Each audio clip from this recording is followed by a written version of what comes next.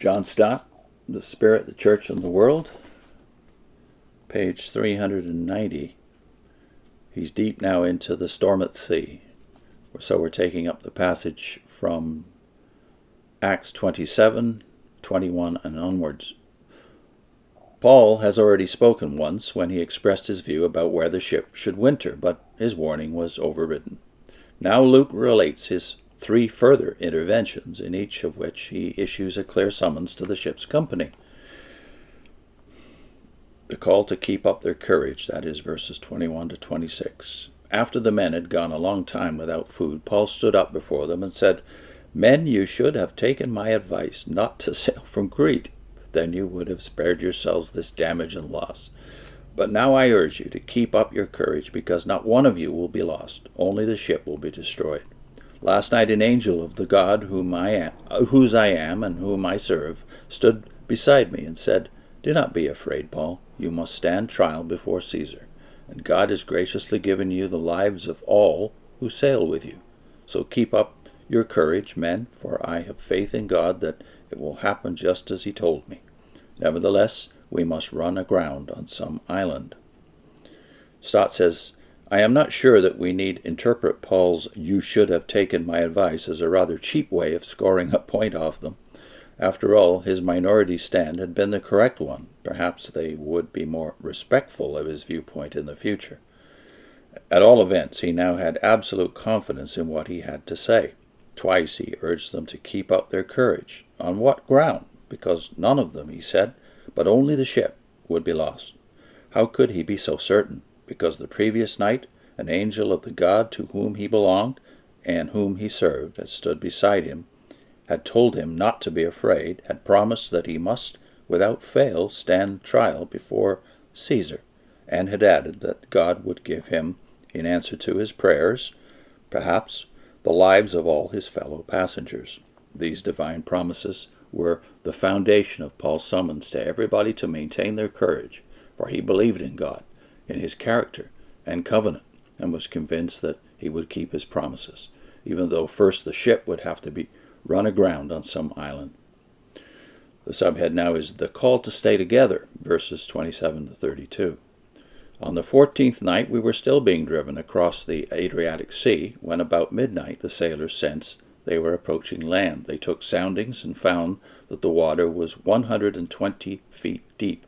A short time later they took soundings again and found it was 90 feet deep. Fearing that we would be dashed against the rocks, they dropped 4 anchors from the stern and prayed for daylight. In an attempt to escape from the ship, the sailors let the lifeboat down into the sea, pretending they were going to lower some anchors from the bow. Then Paul said to the centurion and the soldiers, "Unless these men stay with the ship, you cannot be saved." So the soldiers cut the ropes that held the lifeboat and let it fall away. Stott comments, "It was now a fortnight since the ship had been swept from the shelter of Crete and been drifting helplessly across the Adriatic, a word which in popular ancient usage covered the whole of the east-central section of the Mediterranean. But on the 14th night, at about midnight, the sailors sensed the approach of land, probably because they could hear waves breaking on the shore. Calculating the direction and speed of the drifting vessel, a necessarily imprecise procedure, Smith concluded, that is the book I alluded to before in the previous video, the great book on the voyage and shipwreck of Paul, Smith concluded that a ship starting late in the evening from Clauda would, by midnight on the 14th, be less than 3 miles from the entrance of St. Paul's Bay, Malta. So the sailors took soundings, finding first 120 fathoms, then 90. Fearing rocks or a reef, they dropped 4 anchors from the stern to make sure that they would hold, and prayed for dawn. It was now, Luke tells us, that the sailors made an attempt to escape. Pretending that they wanted to drop more anchors, this time from the bow, they launched the lifeboat. But Paul somehow knew what was happening, either by a natural sagacity, by nautical experience, or by special revelation, and said to Julius and his men, "Unless these men stay with the ship, you cannot be saved." God's promise to give him the lives of the whole ship's company clearly presupposed that they would stay together. So the soldiers cut the lifeboat free and let it go. The call to take food, that is verses 33 to 38. Just before dawn, Paul urged them all to eat.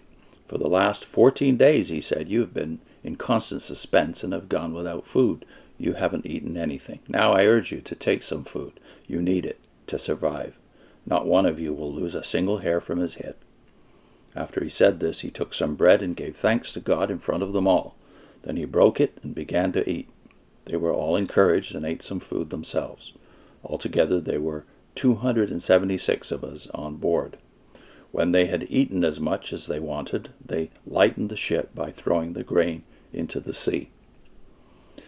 Stott says, dawn was about to break when Paul made his third intervention, urging everybody to eat because they had not done so for a fortnight, that is, 2 weeks, either because of the constant suspense or because of seasickness or because the food supplies had been saturated or because cooking had been impossible in the gale. But now he pressed them to eat in order to survive, for he added, seemingly with an allusion to the teaching of Jesus, none of them would lose even a single hair. With that, he set them an example, gave thanks publicly for the food, and began to eat. Because of the sequence that he took bread, gave thanks, broke it, and ate, some have depicted this as a Eucharist. But neither the occasion nor the gathering of unbelieving soldiers, sailors, and prisoners was appropriate for this. It was surely an ordinary meal, although the food was consecrated by thanksgiving. As a result, the rest of the ship's company were encouraged, it's the same word as in verses 22 and 25, and followed his example. It is at this point that Luke mentions the number of people on board as 276. Had they perhaps been counted for the sake of the distribution of food? Having eaten as much as they wanted, the rest of the grain cargo was jettisoned. Here, then, are aspects of Paul's character which endear him to us as an integrated Christian who combined spirituality with sanity and faith with works. He believed that God would keep his promises and had the courage to say grace in the presence of a crowd of hard-bitten pagans. But his trust and godliness did not stop him seeing either that the ship should not take risks with the onset of winter, or that the sailors must not be allowed to escape, or that the hungry crew and passengers had to eat to survive, or, later, that he needed to gather wood to keep the beach fire burning. What a man! He was a man of God and of action, a man of the Spirit and of common sense. Next time, the shipwreck in Malta. Put in a link to a video that should help with a problem that seems to beset ex-JWs. Many of them, in our knowledge in recent years, have given in to the supposition that somehow Paul corrupted Christianity. So many ex-witnesses are actually pitting Paul against Jesus.